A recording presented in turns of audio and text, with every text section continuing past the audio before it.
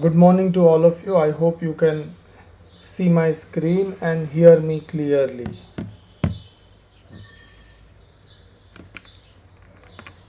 There was some network issue at my end today, but I hope that now onward it will go smoothly.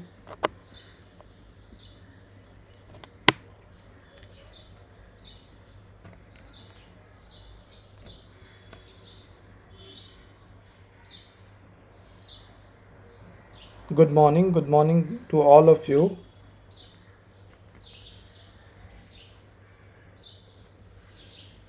So let's start with today's work. We are exploring the uses of Newton's laws of motion using the problem solving as our approach. Once again, a very good morning to all of you. Good morning, Janvi. As I said, we are doing applications of Newton's laws. In the previous classes, we have explored the concepts in circular motion, friction, basic ideas of Newton's laws, writing free body diagram, drawing the vectors, resolving vectors, setting frame of references, etc., etc., etc. So we have learned quite a bit. Let's go ahead and let's take up the next concept. Good morning, Warren. And my next problem, so I'm taking a problem at a time and trying to explore the concepts through those problems, and that is the approach that I am taking, because instead of doing the theories in a regular way, I am doing the problem based, taking the approach based on the problem. Just wait a minute.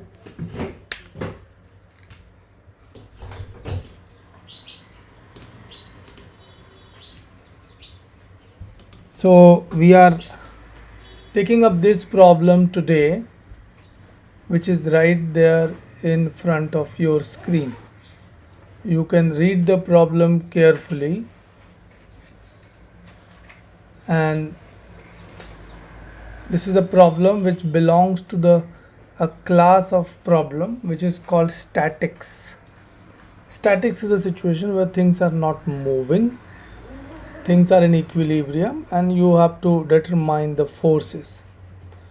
So a solid uniform ball, 45 kg, diameter 32 centimeter, is supported against a vertical frictionless wall using a thin 30 centimeter wire of negligible mass as shown. So the mass of the wire is negligible compared to the mass of the ball.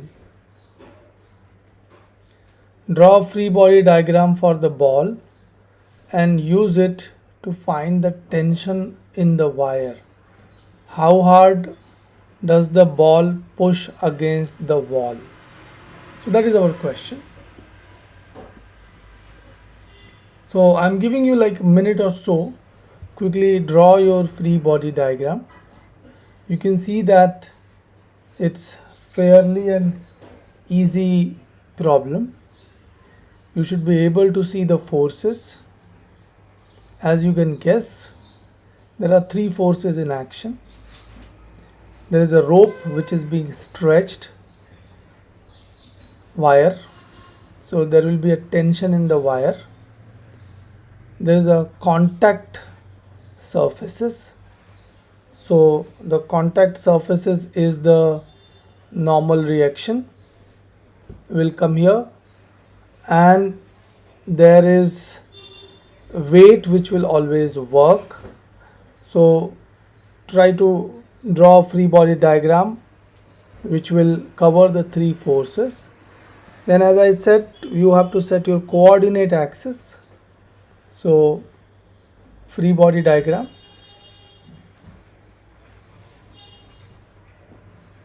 That is the first step. Second step is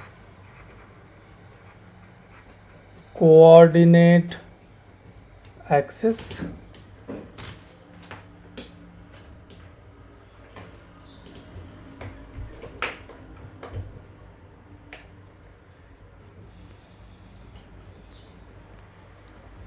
Third step is resolving forces.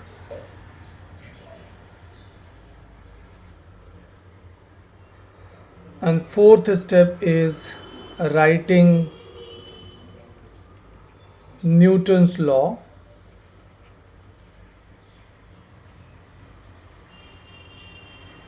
With proper sign. So this is how it will go. So many of you must have tried so far. Let me do it now. So the ball is a point mass. Free body diagram starts with a concept of point mass. So ball is a point mass. Then you will have your mg, which is working in the downward direction. Your normal reaction working, remember I can superimpose if you want, you can superimpose things here. This is normal reaction, tension is this way and mg is this way.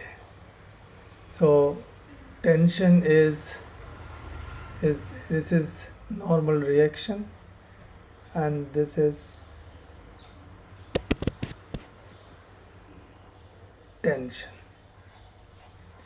Now you have to set your axis. You can see that a good choice of the axis has already been provided. N and mg are at right angles, so you can always take this as your x-axis. Those who are familiar with these concepts, they can do it quickly. Those who are new to it, they may take some time.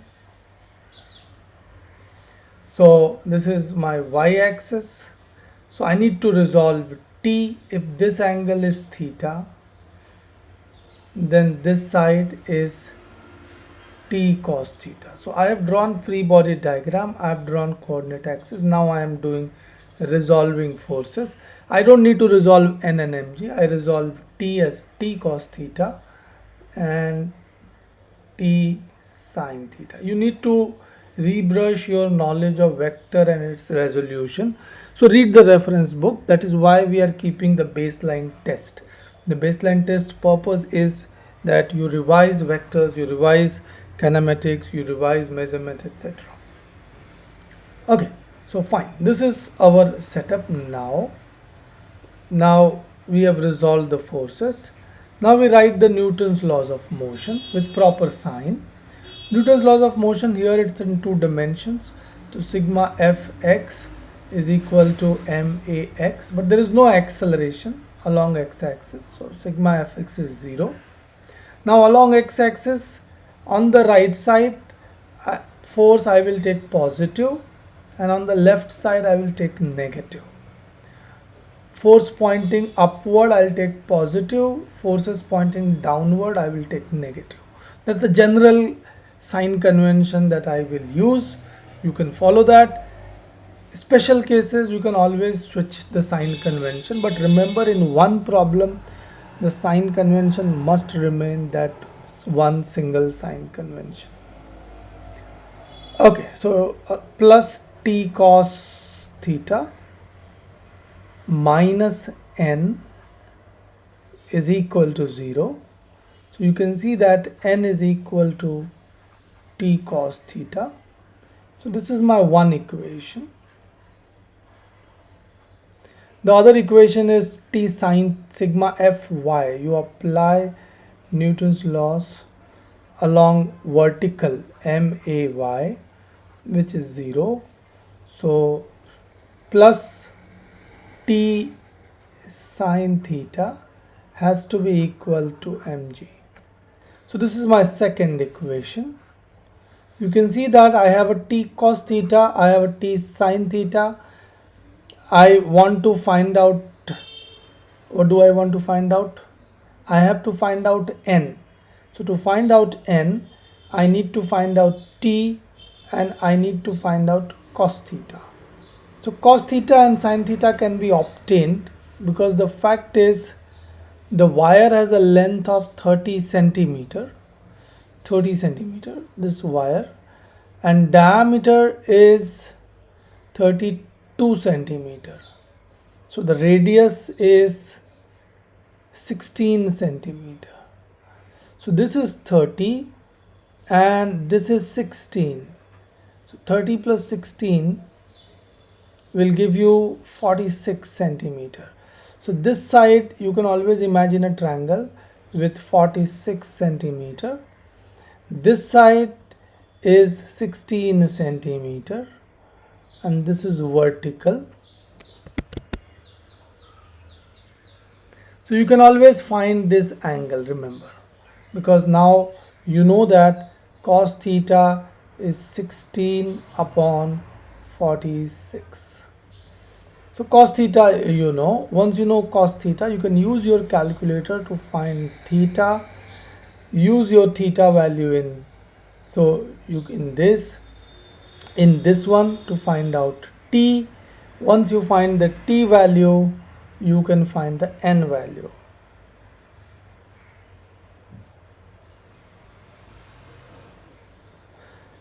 It depends on which angle you take theta, Navya.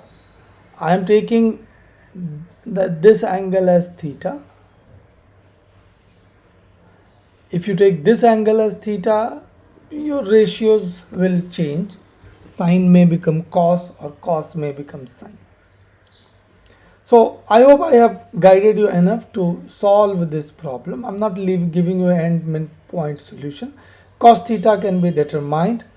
From where theta can be determined, you can use your calculator. Now in this equation, theta is known, mg is known, so you can find out t, and they can use t cos theta to determine n. Okay, so this is one way to do it.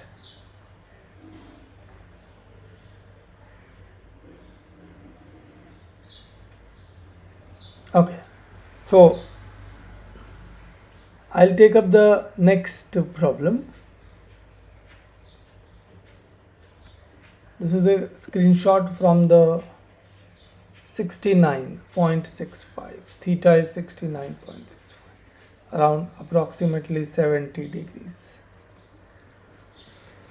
So yes, we will leave that, okay, for the time being. I hope everyone have understood. If you have not, if you have any doubt, you can ask me in the post lecture.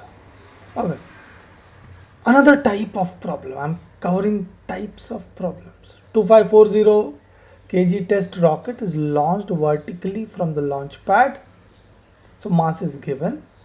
Its fuel provides a thrust force so that the vertical velocity as a function of time is changing. So Vt is At plus Bt square. So let me write it down. Velocity as a function of time is At plus Bt square, where A and B are constants and time is measured from the instant the fuel is ignited. So the moment the fuel is ignited, that is your T is equal to 0. At the instant of ignition, the rocket has an upward acceleration of 1.5 meter per second square, and 1 second later an upward velocity of 2 meters. So at time t is equal to 0. These are purely numerical problems, calculus based. So you must have to practice these kind of problems also. At t is equal to 0, acceleration is 1.5 meter per second square, and at t is equal to 1 second, the velocity is 2 meter per second. Determine the constant A and B including their units. So this data will help you.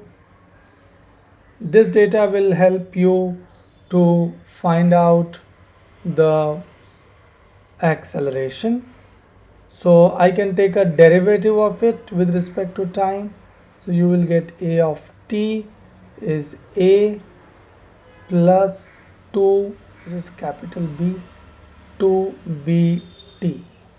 So now you can put the values at t is equal to 0, a is 1.5, so this is 1.5, t is 0, so this term vanishes. So this gives me the value of a. What will be the unit of a? Can anyone tell me quickly? How do you get? So I know my a, I can use this a to find out b. So at t is equal to 1 second, so 1 is equal to, now a is known, 1.5 into 1, so t is 1, no need to write, plus b, t square is 1. So a is, yes, right, meter per second square. Remember, unit will be meter per second square. It has the same unit as that of the acceleration, or velocity into time, acceleration into time. Similarly, you can find the unit of b. So b is going to be minus 0.5, and yes, Mehak, and this is going to be meter, this is acceleration, so this whole thing has to be meter per second square, so b has to be meter per second cube. I think you will get a minus sign. So that part is done. What thrust force does the burning fuel exert on it, assuming no, at 4 seconds after the fuel ignition, what is the acceleration of the rocket? So at 4 seconds, so acceleration at 4 seconds is a plus 2bt. So a is 1.5 plus 2 into minus 0.5 into 4. That will give you 1.5 minus 1 into 4.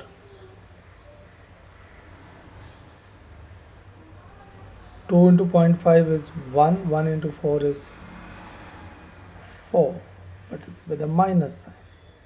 So minus 3 point,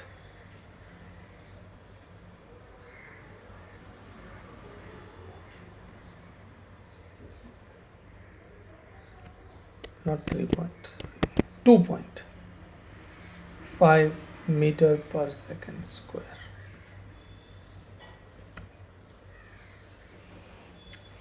Express the thrust in newtons and as the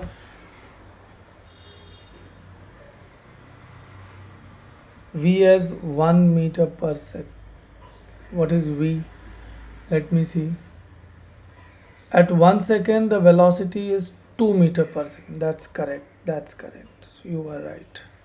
Thank you for the correction, my dear friends. So this is positive. This is positive. Okay. So that makes this one as positive. That's right. Good. So alert students, help teachers.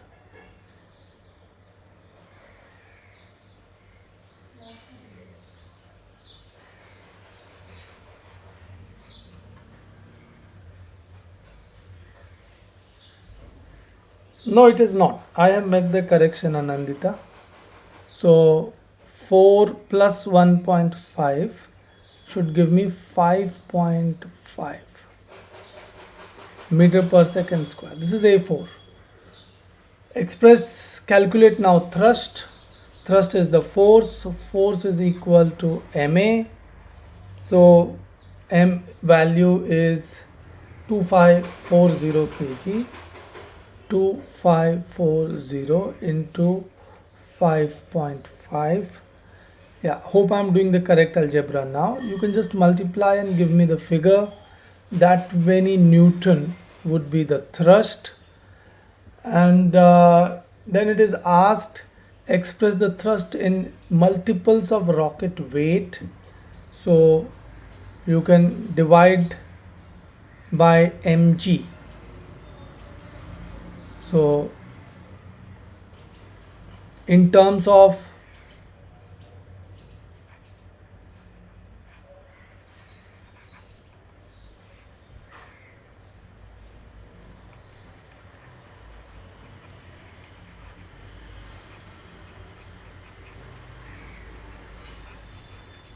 rocket weight,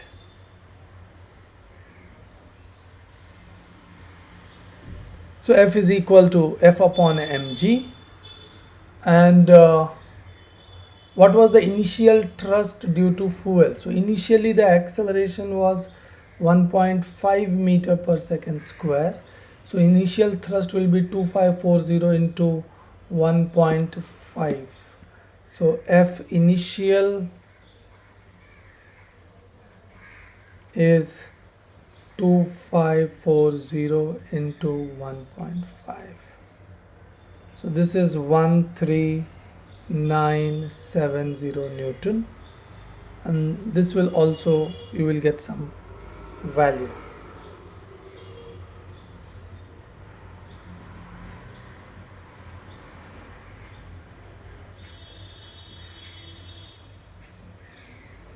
Still there is some confusion with BT value. Well, yes, I guess 2 BT, A is 1.5, T is 1, 2 should be there. That's right. Fair enough. I'm making the corrections in red.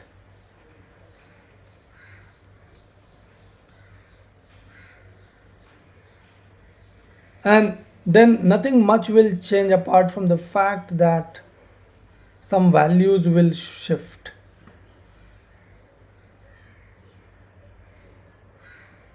So you can make these corrections, but I hope you have followed the problem. Okay, going to the next problem now, because that is very important problem for us to finish today, and we can come back to the rocket problem if you feel like.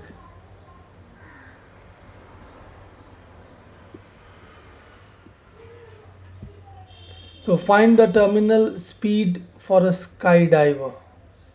So here I'm going to assume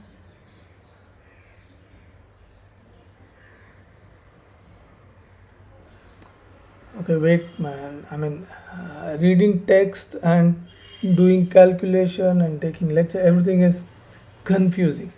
And give me a minute, let me just figure it out once again.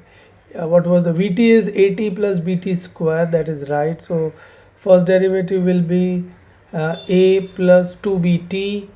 Now it says at 1 second velocity is 2 meter per second. So you, and acceleration is 1.5 at t is equal to 0. So at t is equal to 0, you put t is equal to 0, you get a as 1.5.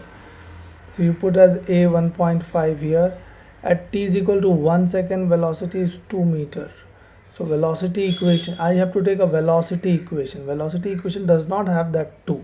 So my solution is this 2 is not needed, and t is 1. So bt, yes, solution is correct.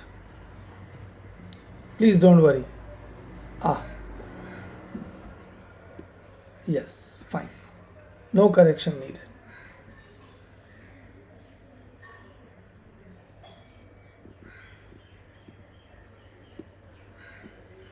Relax.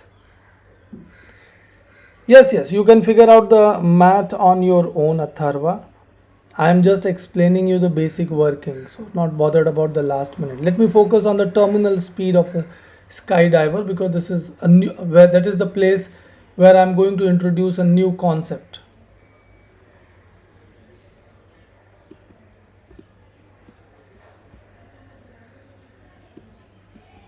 So find the speed of a skydiver. So typically when a skydiver jumps, you have lot of You, what kind of forces you think will work on a skydiver? You know what is a skydiver. So generally what happens is, parachutists, when they have to jump from a high plane, airplane, when they jump from an airplane, let us say, let me draw some rough sketch.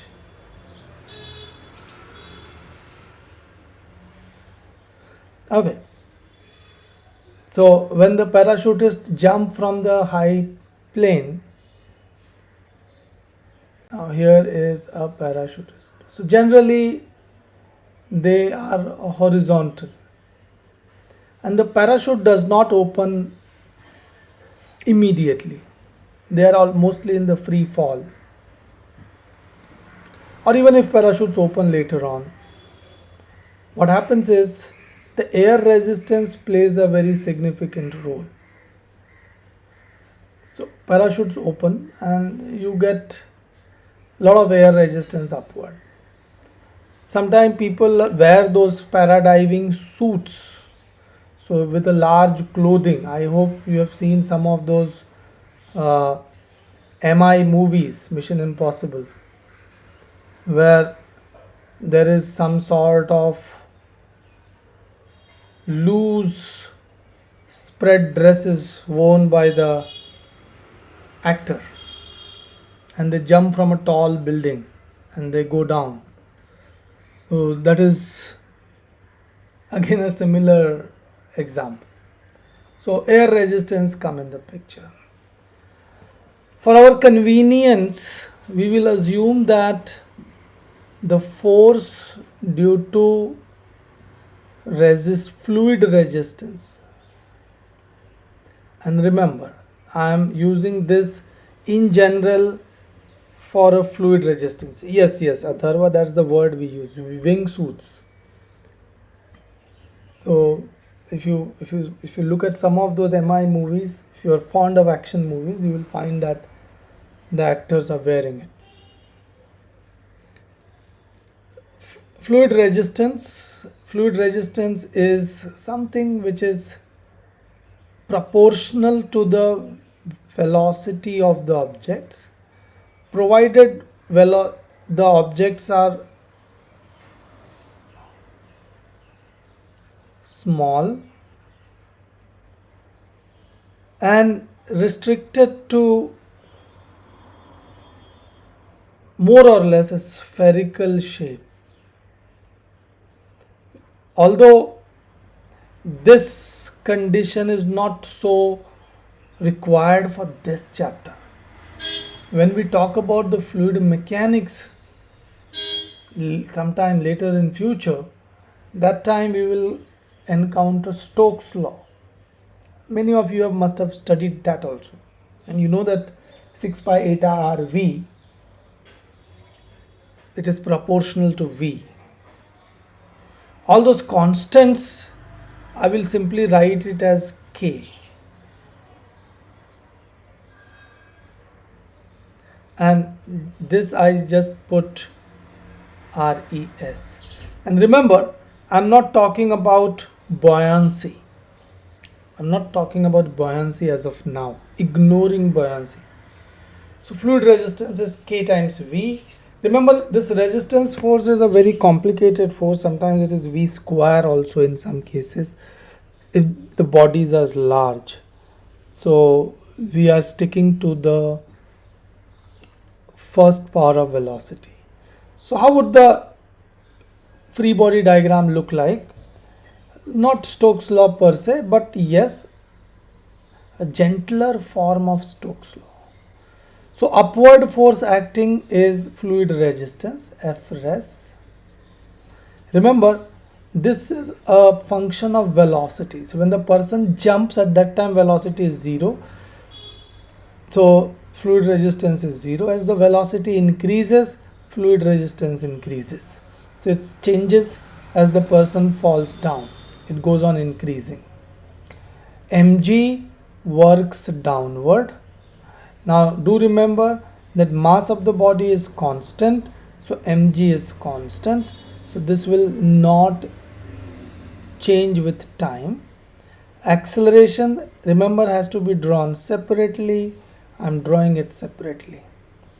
Now you can use a sign convention. I always stick to plus minus most of the cases. Sigma Fy is equal to ma. I will apply my Newton's law now. So F res is upward, minus mg is downward, is equal to ma, which is downward. Sign convention will apply to the acceleration part also. F res is kv, so kv minus mg is minus ma. Okay, so this is the equation in general. It's second order differential equation. I'll just show you. Velocity is k dy by dt minus mg, which is a constant. Ma I can bring on to this side. So m d2 y by dt, second order derivative of displacement, plus is equal to 0. So this is going to be my next, this is the second order differential equation. Now the solution to this equation is provided in the reference. So go through it. It's a simple solution. You shift the term parameters, take an integral, find out velocity as a function of time, take another integral, find out the position as a function of time. You have done this kind of solution in your 12th class for SHM. So it's a similar technique. Coming to this. Now what happens in this is that at velocity increases, this term will go on increasing. Okay, or let me multiply by minus, so that mg minus kv is ma. Now as the time progresses, as the bodies fall, the velocity will go on increasing.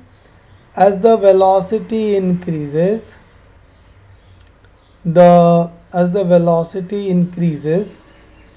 this term will go on increasing. Now there will be a moment, remember mg is constant and this term is increasing, so obviously ma will decrease. There will be a time when kv will increase so much so that kv will be equal to mg, and at that time the body will cease to have an acceleration. The right hand side will become 0. So that is our aim. Our aim is to find the terminal speed. So I can always write, for v is equal to vt, a is equal to 0. A will not be, A's acceleration is equal to 0. So mg minus kvt is equal to 0. mg is equal to kvt, or the terminal speed is mg by k. So that's a straightforward simple analysis. You can obtain the same equation by solving this differential equation. You can still get mg by k. Okay, so with these three problems, we actually explored the three different concepts. In this one, we have looked at a static situation, how the forces can be resolved and calculations can be done. In this one, I have taken a velocity which is time dependent. We could take the derivative and find acceleration. We could have also taken the integration of velocity and found the displacement, and that can be asked or done. And the third concept we have learned is the fluid resistance or the terminal velocity. So I will stop the online streaming of this lecture. For offline, if you have any discussion, you can always join the Google Meet, the old same link.